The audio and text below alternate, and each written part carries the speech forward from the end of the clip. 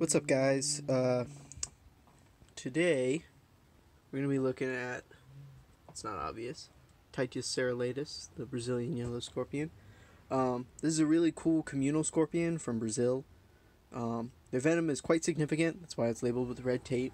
So I just want to say before this, use a lot of caution when you're handling these if you ever do get a Tityus species.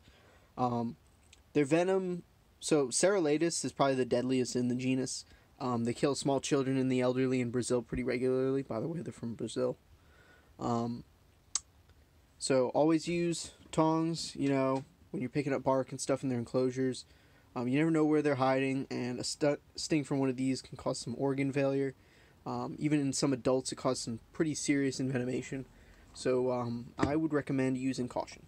So we'll just have a look. Besides being communal, they're also parthenogenic. So that means that they clone themselves. This group is all female. I believe males still do exist, but I don't believe they're kept super often in captivity because, when you really get down to it, they're kind of useless. They don't really serve any purpose. You can just have a bunch of females, keep them together, and they'll keep reproducing no problem. So I'll see if I can show one for you. This will be okay. I can use my finger on that and then on that. Here's where. So I'm going to use my fingers just because it's way easier. I don't ever recommend doing this, okay? Just to be perfectly clear, I'm not condoning using your fingers. You know what? I'll lift up the bark.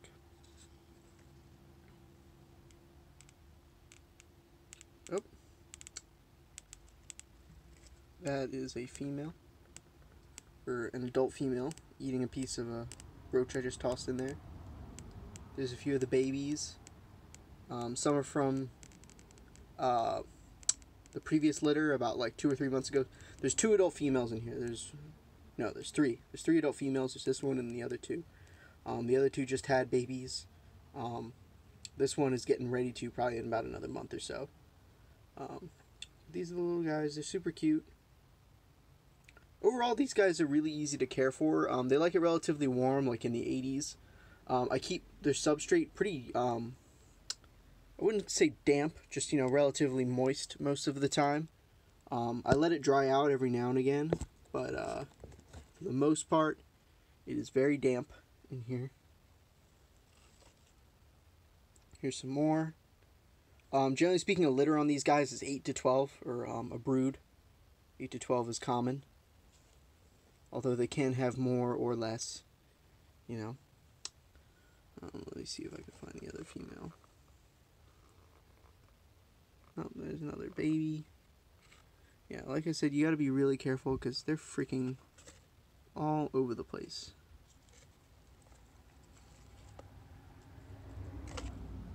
There's another one. But yeah.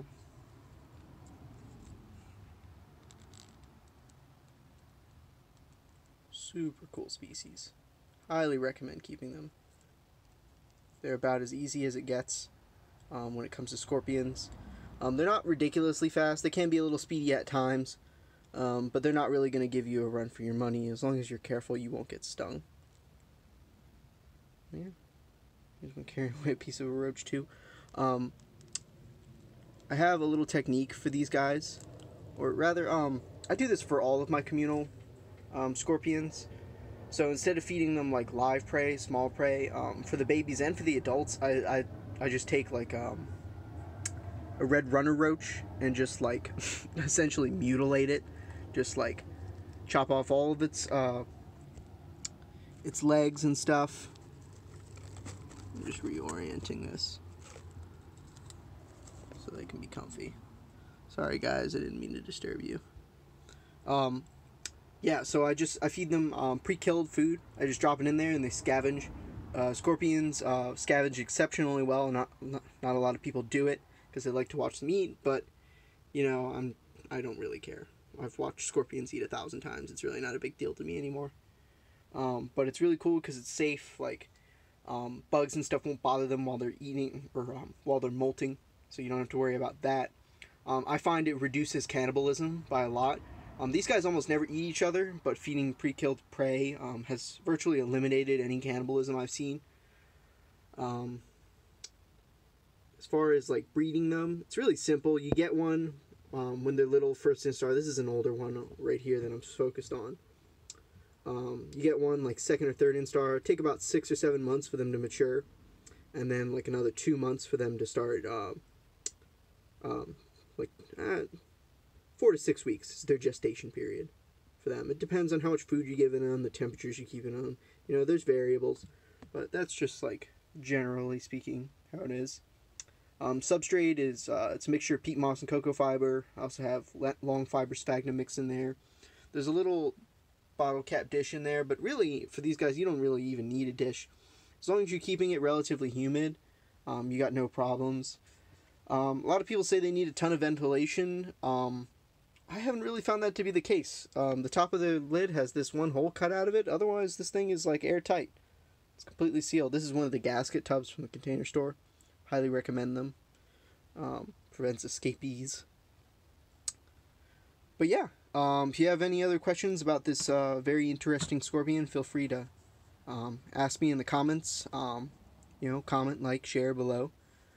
Spread the word to your friends. I put these up for auction all the time at U.S. Invertebrate Auction. Lately I haven't been getting much for them, so I'm saving up. But I usually put groups of at least 2 or 3 on there so you can get a decent sized colony. And it's really cool because you get 2 or 3 and you can keep them in a super small. This isn't a big enclosure by any means, and they're a small scorpion. The adult females are maybe 1.5 inches, 2 inches. They're not very large at all. But yeah, take care guys. Happy herp keeping.